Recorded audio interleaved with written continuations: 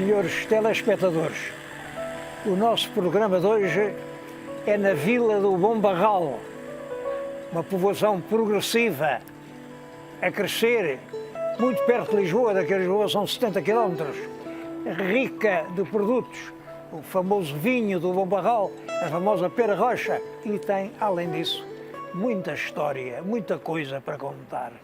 Eu vim falar nisto aqui na Praça Central, diante da Câmara. Logo aquele edifício da Câmara tem história.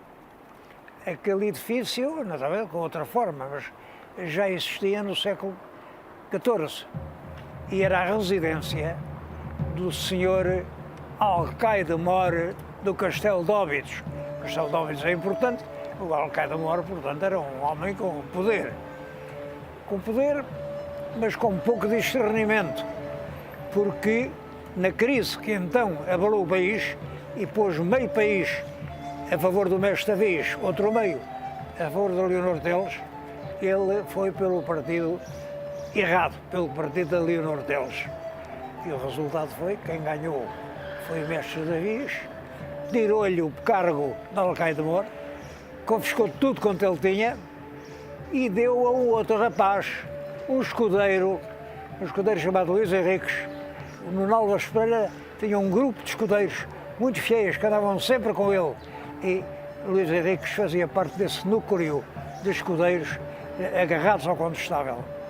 Foi nomeado Alcaide-Mor de Óbidos, ficou dono desta quinta, esta quinta também se chamava da Coutada, porque estava dentro de uma grande coutada de caça e por isso o rei Dom João I gostava de vir aqui.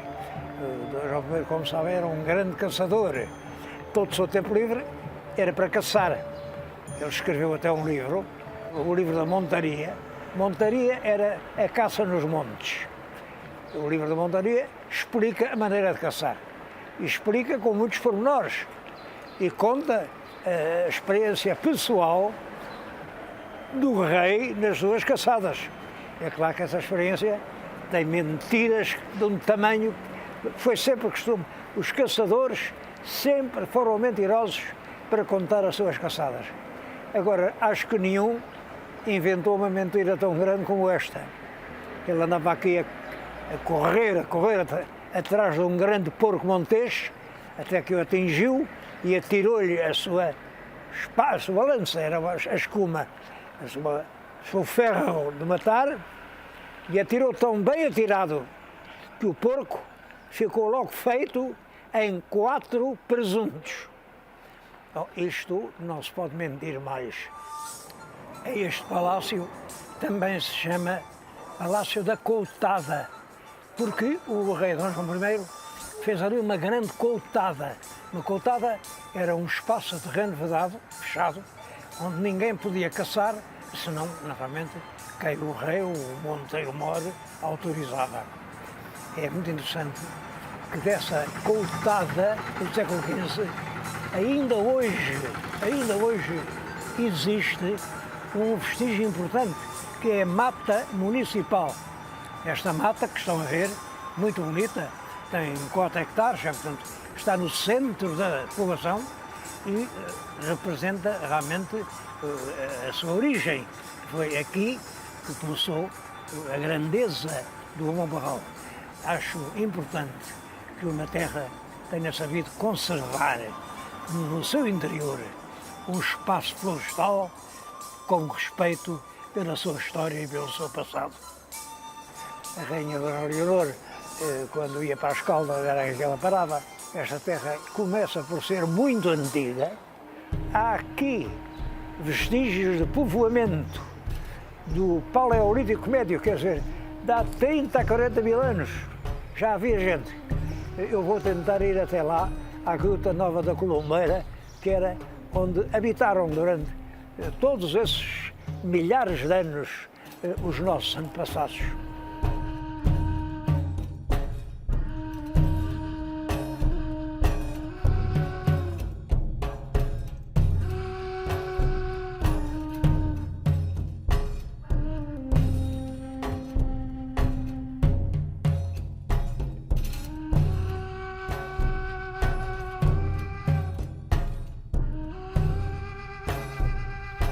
Para contar a história do Bom Barral, tem que ser até às origens do povoamento humano em Portugal. O Bom Barral fica numa região mais ou menos plana, atravessada por um rio que vai desaguar na Lagoa de Óbidos, e tudo isso deve indicar um antigo braço de mar que entrava na lagoa pelo plano dessa ribeira, o Rio Real penetrava aqui, e a primeira zona montanhosa que marcava o início do interior eram estes montes, os montes do Picoto. Por isso, nesses montes havia uma densa ocupação humana, e ainda hoje há aqui grutas que foram povoadas desde sabe-se lá quando. Uma gruta, a Gruta Nova, apareceu lá um dente de uma dentadura que não é humana. É um dente de um homem do Neandertal. Ele ainda não é um homem, mas enfim, apareceu um esqueleto no Neandertal, que é uma região na Alemanha, no norte da Alemanha, na Prússia, no norte da Alemanha, perto do Reno. E, portanto, deram-lhe o nome do sítio onde apareceu, o homem de Neandertal. Depois apareceram vários, desde aqui, a nossa terra, até a Palestina, em toda a Europa, apareceram vários tipos desse homem. Era um homem muito rude, muito primitivo, com muitos caracteres sabiescos, que terá vivido por aqui há uns 30 mil anos. Pensa-se que aqui se cruzou com os primeiros Homo sapiens. Hoje no mundo não há nenhum homem neandertal. Desapareceu porquê? Bom, penso que por uma razão simples. É porque não era sapiens. O Homo sapiens tinha meios de defesa, de luta, de agressão, de sobrevivência muito superiores ao neandertal. Por isso, hoje nós somos todos descendentes do Homo sapiens. Mas aqui estamos, no berço. A gruta onde eles viviam fica ao cimo desta ravina que vem aqui. E há outros monumentos pré-históricos que documentam a existência aqui de uma população densa e, portanto, a proximidade do mar. Esta região em que eu estou, não posso deixar de me referir a um outro aspecto que não tem nada a ver com a arqueologia, é de história moderna. Foi aqui o combate da Roliça. O combate da Roliça é isto. Como sabem, Napoleão teve o sonho quimérico, a gente admira-se que um homem tão inteligente tenha pensado numa coisa dessas, de fazer uma Europa com uma monarquia de família. Em cada país havia um Napoleãozinho que mandava. Bom, e em 1808 atraiu os reis de Espanha a Fontainebleau, obrigou-os a abdicar e depois no trono de Espanha, rei, nem mais nem menos que o Mano José Bonaparte. É claro que isso provocou uma onda violentíssima de indignação de todo o povo espanhol. Há até um quadro do Goya, o 2 de Maio, que representa os revoltosos a serem fuzilados pelos espingardeiros franceses. Esse quadro é célebre. Essa revolta alarga-se a toda a Espanha. Os franceses não conseguem aguentar o impacto daquele povo indignado e corajoso e lutador. E os ingleses pensam que cá está uma maneira de derrotar o Napoleão. A gente agora vai desembarcar em Espanha, ajuda os revoltosos, entra em França e, portanto, mandam uma esquadra com muita gente, com cerca de 20 mil homens, com um grande general, o Wellesley. É um grande general, veio a ser o futuro Duque de Wellington, e é realmente um general extraordinário. E mandam-no desembarcar em Espanha. Ele dirige-se à Galiza, mas os espanhóis, que nunca gostaram dos ingleses, a rivalidade hispano-britânica é de sempre. Quem governa o mar é a Inglaterra ou é a Espanha, e portanto os espanhóis tiveram sempre uma grande preocupação contra os ingleses. Não aceitaram que o general inglês desembarcasse as suas tropas em Espanha.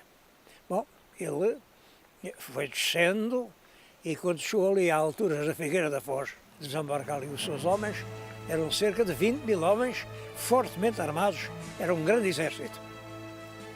Em Lisboa, o Junot, o francês, o general francês, mal informado, disseram que houve um desembarque, ele julgou que era assim uma operação secundária e mandou para os expulsar uma divisão a Lisboa para aqui, com o general de Laborda, bom, mas que se encontraram aqui, encontraram-se aqui. Do lado do mar vinham os ingleses, do lado de Lisboa vinham os franceses. Só que a desproporção das forças era enorme. Os ingleses eram 16 mil, os franceses eram 4 mil.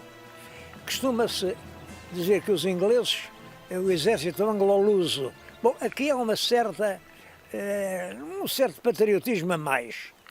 Nessa altura, o exército era inglês. Os portugueses não quiseram alinhar.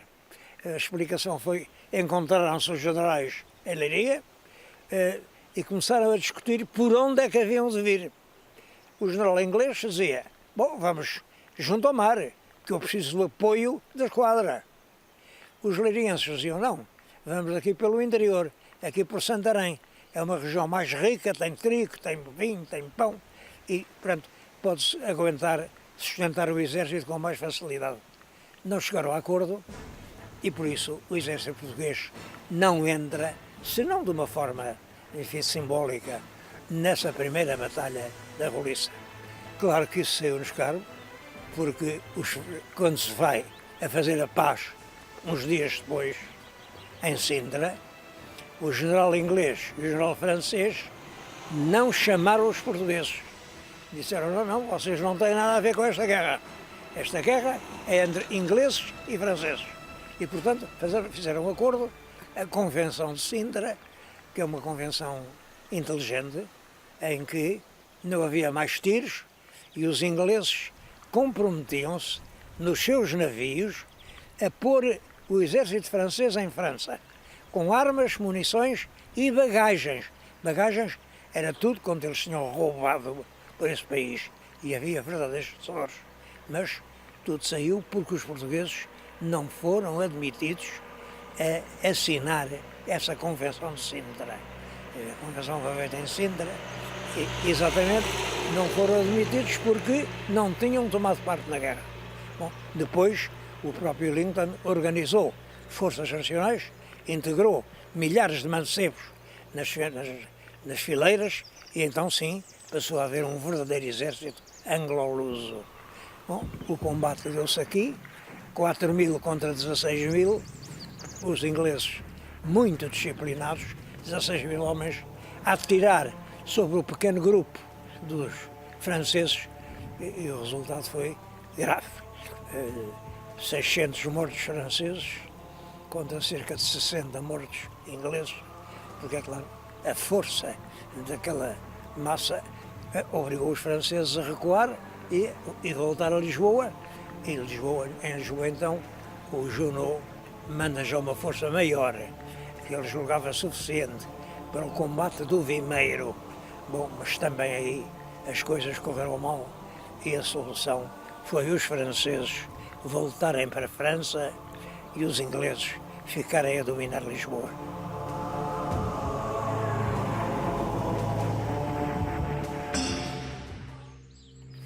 Um monumento inesperado que eu vim encontrar aqui no Bombarral, inesperado e novo, é uma construção promovida pelo comendador Joy Berardo como enfim, reparação, como ato de arrependimento e perdão ao vandalismo que no Afeganistão se deu quando os talibãs destruíram as estátuas antiquíssimas e preciosíssimas, estátuas de Buda. Bom, para perceber isto, é preciso perceber Buda não é um deus, não é um profeta sequer. Buda é uma figura verdadeira, era um príncipe parece no século V a.C., abandonou o palácio e dedicou-se à contemplação e durante anos fez um grande esforço para atingir a perfeição interior, abandonar estas frivolidades, estas pequenas coisas que nos ligam ao mundo e viver só, enfim, na contemplação da perfeição interior. Depois de uns anos de meditação, fundou uma ordem religiosa, monges, os monges budistas, que pregavam esta mesma doutrina. Ele viveu até aos 80 anos e as suas palavras encontraram um extraordinário eco na humanidade. Hoje há 500 milhões de pessoas que seguem a doutrina budista. Portanto, é uma das vozes que dominaram o mundo, a voz de Buda. Bom, simplesmente, os talibãs não são budistas, o problema é este.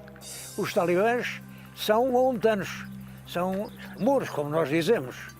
E, portanto, para eles, o Buda e tudo que se refere a qualquer outra religião está errado, é pecado, é mau.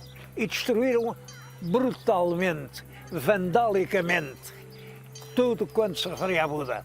Isso foi um prejuízo artístico para a humanidade e o Comendador José Berardo, como reparação, de certo modo, como contrição, fez este parque, que tem um êxito enorme. Isto vem aqui em cada fim de semana, cerca de 10.000 pessoas visitar, porque realmente é uma apologia de Buda.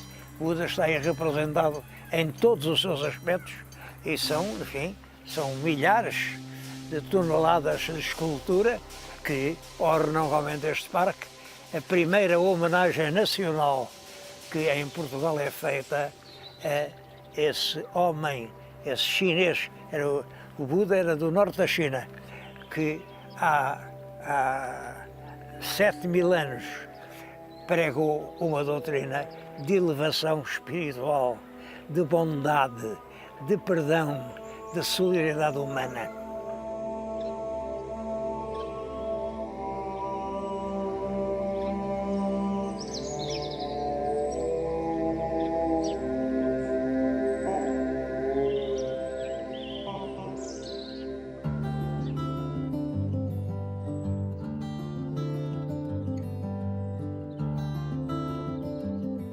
Em 1910, esta população de Bombarral já era muito republicana. Tão republicana que, quando se soube da Revolução de Lisboa, foram à estação, levantaram os carris para evitar que viessem regimentos do norte para Lisboa para sufocar a Revolução.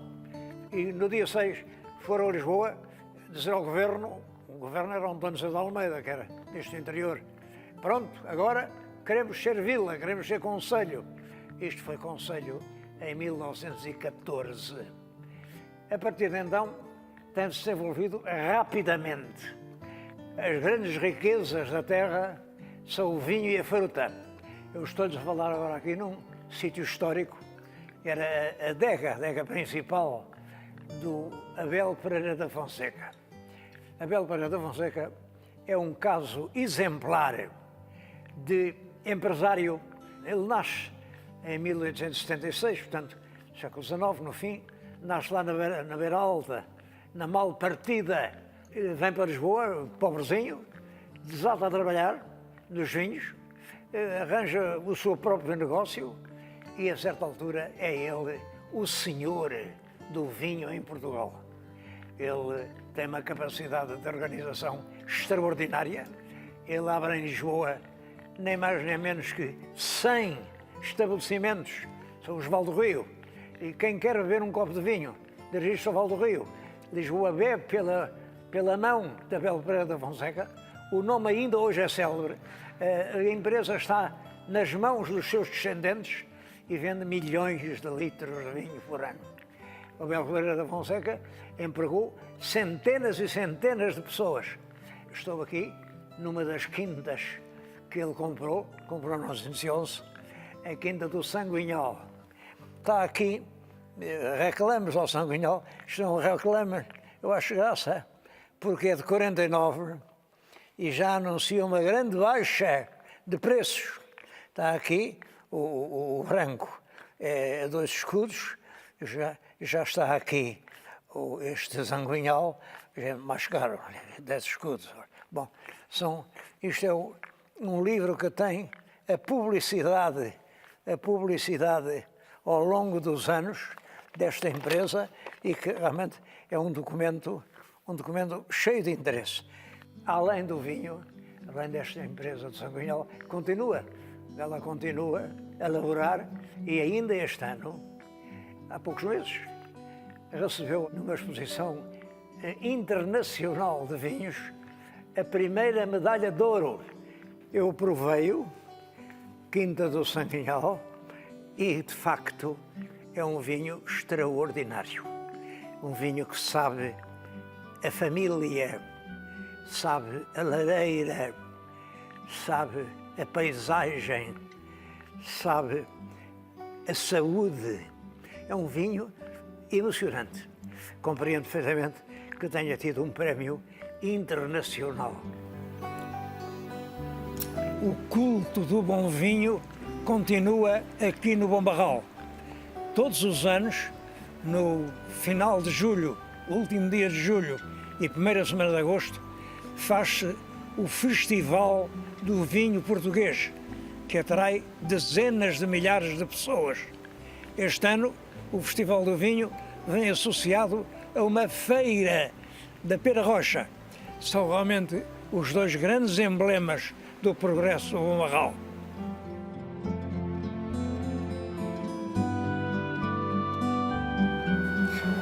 Os escritores antigos gostavam de terminar os seus poemas ou os seus escritos simplesmente com chave de ouro.